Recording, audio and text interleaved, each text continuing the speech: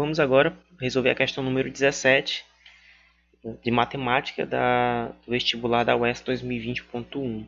O enunciado da questão diz o seguinte: seja S a soma dos termos da progressão geométrica, e os termos da progressão geométrica são os seguintes: x1, x2, x3, e essas reticências aqui está dizendo que é uma progressão geométrica infinita, certo?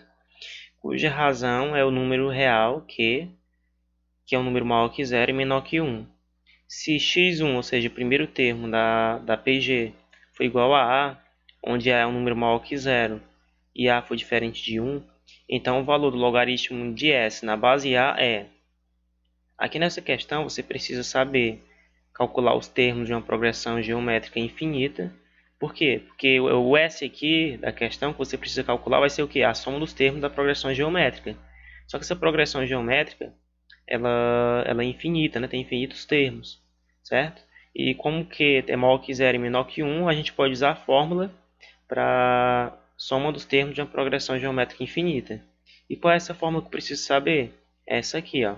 A soma dos termos de uma PG infinita vai ser dada por A1, que é o primeiro termo, dividido por 1 menos Q, onde Q é a razão, certo? E então vamos fazer essa conta aqui, ó. A soma aqui vai ser o quê? A soma que a gente quer é o x1 mais o x2 mais o x3 e por aí vai, certo? E usando a fórmula, nós vamos obter aqui o seguinte, ó. O A1 aqui vai ser quem? Vai ser o x1, né? O primeiro termo é x1, só que a questão diz que x1 é igual a A. Então aqui a gente coloca o A. Sobre 1 menos a razão, né? E a razão aqui, coincidentemente, eles já estão usando aqui a letra Q, né? Então a gente coloca aqui 1 menos Q, como está na fórmula, certo? Então a soma aqui dos termos dessa progressão geométrica vai ser A sobre 1 menos Q, certo? E o que a questão quer é que a gente calcule o valor do logaritmo dessa soma na base A. Então, nós vamos pegar lá e calcular o logaritmo de S na base A. E onde tem S aqui, a gente substitui pelo valor que a gente encontrou para S, certo? Então, vai ficar logaritmo de A sobre 1 menos Q, e isso na base A. Agora, bem aqui, a gente não chegou ainda a lugar nenhum, né? Então, a gente precisa desenvolver um pouco mais.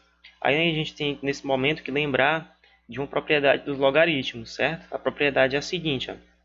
Quando eu tenho um logaritmo de uma fração, sei lá, x sobre y, isso na base A, isso é igual ao logaritmo de x na base A menos o logaritmo de y na base A.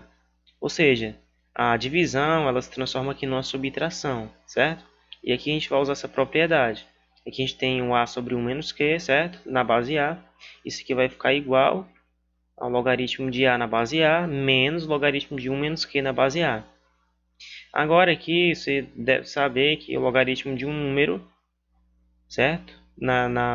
Onde a base é esse próprio número, esse logaritmo ele dá sempre 1, certo?